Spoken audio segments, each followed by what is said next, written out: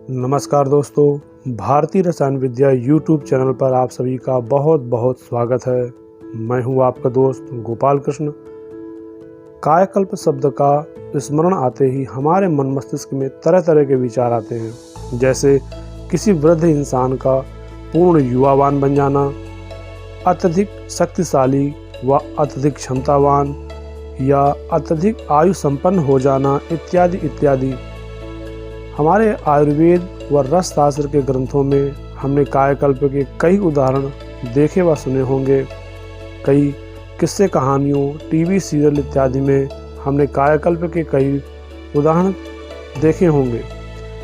आज की इस वीडियो में हम बात करेंगे कायाकल्प क्या है, कायाकल्प किस प्रकार से संभव है, किन किन तरीकों से कायाकल्प संभव हो सकता है व कायाकल्प के दौरान हमें किन किन सावधानियों का पालन करना चाहिए।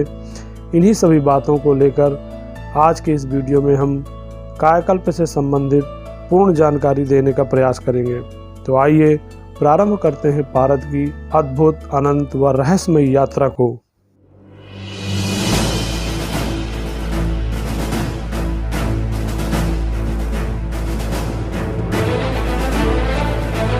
वीडियो शुरू करने से पहले आप सभी से रिक्वेस्ट है कि आप हमारे YouTube चैनल भारतीय रसायन विद्या को सब्सक्राइब करें, शेयर करें व बेल आइकन को प्रेस करके रखें ताकि आने वाले वीडियो का नोटिफिकेशन आपको समय से मिलता रहे।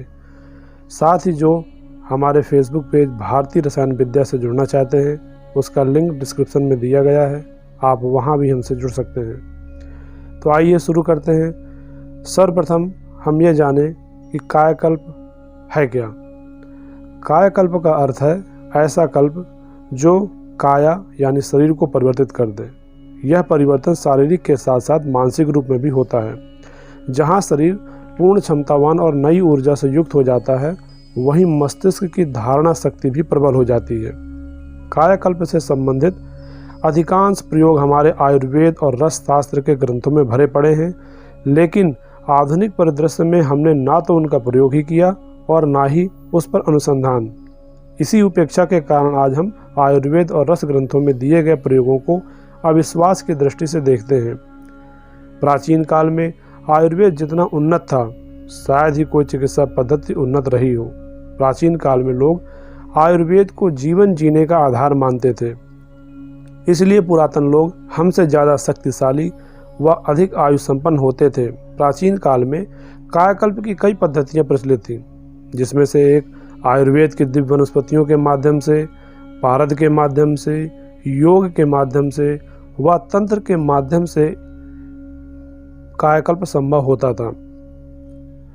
हमारे सद्गुरुदेव परम पूज्य गुरुदेव डॉक्टर नारायण दत्त श्रीमाली जी ने भी अपने कायाकल्प वाले कैसेट में कायाकल्प का विवरण प्रस्तुत किया है, जिसमें उन्होंने स्पष्ट रूप से बताया कि नाग योनि आज भी कायाकल्प की विद्या जानती है और प्रतिवर्ष सभी नाग अपना कायाकल्प करते हैं, लेकिन हम लोग इस क्रिया को भूल गए हैं, जिसके कारण आज हम कायाकल्प करने में सक्षम नहीं हैं। कायाकल्प के प्राप्त प्रयोगों में आधुनिक रूप से कुटी प्रावेशिक पद्धति से कायाकल्प करने का विवरण हमारे आयुर्वेद के ग्रंथों में मिलता है। बनारस विश्वविद्यालय की नींव रखने वाले महामना मदन मोहन मालवीय जी ने भी अपने जीवन काल में इसी पद्धति का उपयोग करके कायाकल्प किया था। आज के परिवेश में आयुर्वेद के माध्यम से कायाकल्प करने का विवरण सद्गुरुदेव डॉक्टर नारायण दत्त श्रीमाली जी के साहित्य में भी उपलब्ध है, लेकिन आज हम बात कर रहे हैं पारद के माध्यम से होने वाले कायाकल्प पर। जैसा कि आप लोग पुराने वीडियो व फेसबुक पेज में दिए गए मेरे आर्टिकल पढ़कर के आपको यह पता चल गया होगा कि पारद का मतलब क्या है। पारद का मतलब अष्ट संस्कारित पारद। बिना संस्कार किए हुए पारद का उपयोग ना तो हम विग्रह बनाने में करते हैं और ना ही औषधि बनाने में। इसलिए सर्वप्रथम पारद का अष्ट संस्कार करते हैं, उसके बाद उसमें स्वर्ण ग्रास कराकर फिर गंधक या हरताल योग से उसकी पिष्टि का निर्माण करते हैं और उस पिष्टि से कजली का निर्माण। इतना करने के बाद उस कजली युक्त पारद को कायाकल्प से संबंधित वनस्पतियों के फिल्टर्ड रस से खरल करते हैं और अंत में उसकी अंतर्धूम भस्म बनाई जाती है, जिससे वह पारद पुनः जीवित नहीं होता और तलस्त भस्म प्राप्त होती है। इस भस्म का सेवन करने से पहले शरीर शुद्धि और क्षेत्र रक्षण क्रिया करनी पड़ती है। तब व्यक्ति को बलाबल के अनुसार वैद्य या रसशास्त्री की निगरानी में भस्म का सेवन कराया जाता है। पारद के माध्यम से कायाकल्प जितना आसान व प्रामाणिक है, उतना ही खतरनाक भी। यदि हम सही से प्रयोग ना करें तो अपने प्राणों से भी हाथ धोना पड़ सकता है। अगर हम पारद का सही से प्रयोग ना करें या उसको अष्ट संस्कारित ना करें तो वह पारद पूर्ण रूप से जहर के समान शरीर में कार्य करता है। कुछ लोगों के मन में यह भ्रांति है कि हिंगुल से निकला हुआ पारद अष्ट संस्कारित पारद के समान है, लेकिन यह अवधारणा पूर्णतः गलत है। जब तक कि हम पारद का अष्ट संस्कार या उसकी सप्त कंचुकियों को दूर न करें, तब तक पारद औषधि निर्माण के योग्य नहीं होता।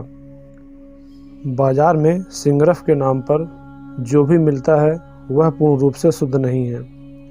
आजकल फैक्ट्रियों में गंधक और पारद को उच्च ताप पर उनको तैयार किया जाता है और उसमें कई प्रकार की धातुओं का सम्मिश्रण करते हैं। उससे निकला हुआ पारद पूर्णतः अशुद्ध होता है।